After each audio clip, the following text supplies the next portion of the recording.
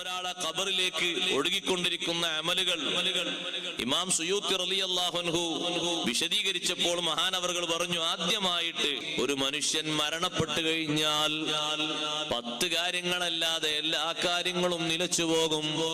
10 അവന്റെ ഹദറത്തിലേക്ക് ഒഴുകിക്കൊണ്ടിരിക്കും. അതിലാദ്യം എണ്ണി പറഞ്ഞത് ഒരുപാട് കാലം നീണ്ടു നിൽക്കുന്ന സുഖമാണ്.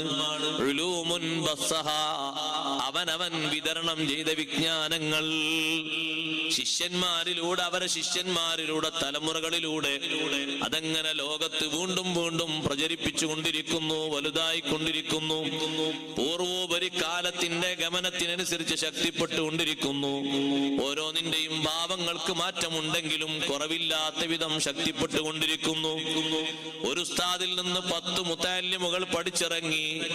ആ 10 ശിഷ്യന്മാരിൽ നിന്ന് വീണ്ടും 100 ആളുകൾ വന്നാൽ, 100 ആളുകളിൽ നിന്ന് പിന്നെയും 1000 ആളുകൾ വന്നാൽ, അങ്ങനെ വികസിപ്പിച്ച് ലോകത്തിന്റെ വിവിധ ഭാഗങ്ങളിലേക്ക് അത് പർവ്വതീകരിക്കപ്പെടുമ്പോൾ ഈ ഉസ്താദ് തിരികൊളുത്തിയ വിജ്ഞാനം, ഉലൂമുൻ ബസ്സഹാ, വിതരണം ചെയ്ത വിജ്ഞാനങ്ങൾ ഒഴുകിക്കൊണ്ടിരിക്കുകയാണ് സദാസമയത്തും.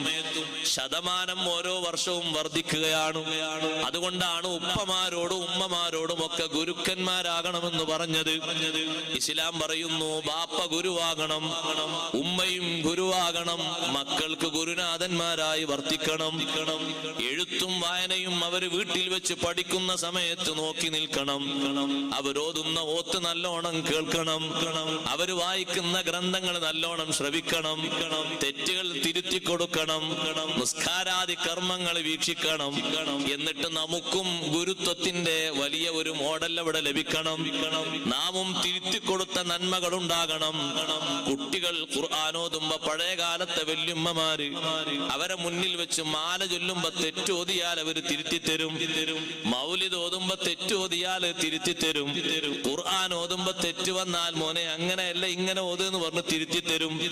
ആ ഉമ്മാമ ഉസ്താദത്താണ്, ഉപ്പാപ്പയും ഉസ്താദാണ്. അവര് പഠിച്ച ഇൽമിന്റെ ആഴത്തിലാണ് ആ തിരുത്തി തരുന്നത്. ഗുരുനാഥന്മാരായി വർത്തിക്കുമ്പോൾ നമ്മൾ ഒറ്റക്ക് കിടക്കേണ്ടി വരുന്ന കേന്ദ്രത്തിൽ ഒഴുകിക്കൊണ്ടിരിക്കുകയാണ് ഉലൂമുൻ ബസ്സഹാ.